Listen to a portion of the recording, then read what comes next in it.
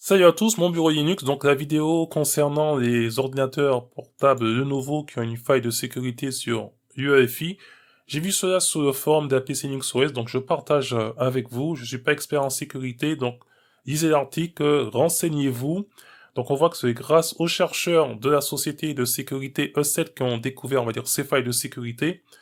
Et de là, donc le fabricant, donc Lenovo, a publié des mises à jour de sécurité pour 25 modèles d'ordinateurs portables, des ThinkPad, des Yoga Sim et des IdeaPads. Donc les vulnérabilités, ils compromettent le démarrage sécurisé UEFI, peuvent être graves car elles permettent aux attaquants d'installer des micro-logiciels malveillants qui survivent à plusieurs réinstallations du système d'exploitation. Et puis là, ils expliquent que l'UEFI, c'est le logiciel qui relie le micro-logiciel de l'appareil, de l'ordinateur à son système d'exploitation.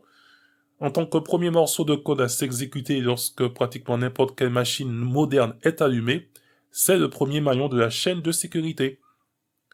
Donc étant donné que l'UEFI réside dans une puce flash sous la carte mère, les infections sont difficiles à détecter et à supprimer. Donc les mesures typiques telles que l'effacement du disque dur ou la réinstallation du système d'exploitation n'ont aucun impact significatif car l'infection UEFI réinfectera simplement l'ordinateur par la suite.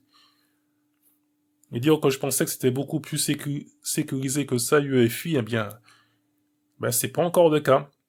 Donc là, vous avez les vulnérabilités, donc CVE 2022 3430, 3431 et 3432. Donc permettent de désactiver UEFI Secure Boot ou de restaurer donc les bases de données Secure Boot par défaut, y compris DBX. Et dans DBX, ça stocke les hachages cryptographiques des clés refusées. Donc la désactivation ou la restauration des valeurs par défaut dans les bases de données permet à un attaquant de supprimer les restrictions qui seraient normalement mises en place. J'ai envie de dire que même sous Linux, certaines distributions, si on ne désactive pas l'UEFI Secure Boot, on peut pas installer la distribution Linux. Est-ce que dans le futur, les fabricants ne vont pas, empêcher, la désactivation du Secure Boot? Donc on voit qu'il y a aussi la société de sécurité Eclipsium qui donne aussi, son grain de sel.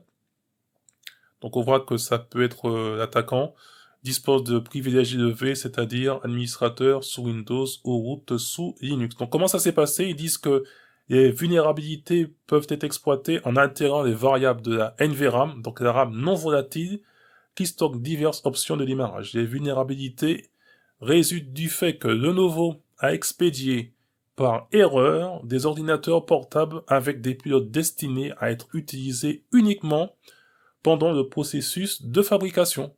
Ok. Donc voilà, donc il y a peut-être des portes qui devaient rester fermées sont restées ouvertes ou bien le contraire. Donc concernant les patchs, donc le nouveau ne patch que les deux premiers, donc le CVE 2032, 2022 3432 ne sera pas corrigé car la société ne prend plus en compte ou ne prend plus en charge, l'iPad Y714 ISK car le modèle d'ordinateur portable est en fin de vie. Donc l'article ne dit pas si jamais vous voulez acheter un autre ordinateur, est-ce que le nouveau va vous donner un petit bon de 10% de réduction. Ça, faudra voir directement avec eux. Et puis aussi, sur le site de Lenovo, donc dans la partie sécurité, donc désactiver le démarrage sécurité, donc là c'est gravité, c'est élevé. On voit les vulnérabilités. Il y a la date, 8 novembre 2022. Il remercie Martin Smolar D7 d'avoir signalé les problèmes et vous avez la liste des ordinateurs portables Lenovo qui sont concernés. Mon ordinateur portable Lenovo n'est pas dans la liste, mais voilà, donc la liste est ici. Si jamais vous êtes concerné, il est vivement conseillé de faire une mise à jour. Donc que ce soit des iPad Pro, des SIM, des ThinkBoot, etc. Donc imaginez un chef d'entreprise qui avait installé ses ordinateurs pour ses employés qui sont affectés par cette mise à jour de sécurité, ils vont avoir du boulot au niveau de l'informatique pour mettre tout ce beau monde à jour. Et puis après, on peut se demander, est-ce qu'il n'y a pas aussi d'autres failles de sécurité sous les autres, on va dire, fabricants. Aujourd'hui, c'est le nouveau, mais demain matin, ça peut très bien être un autre fabricant.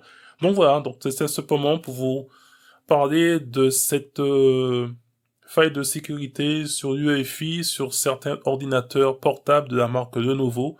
Donc vous avez 25 modèles d'ordinateurs portables qui sont concernés. Si jamais vous êtes dans la liste, ben n'hésitez pas à faire la mise à jour du BIOS. Et bien sur ce, je ne serai pas plus long. Je vous dis à très bientôt pour une prochaine vidéo. Et en attendant, gardez la forme et la santé. Bye bye.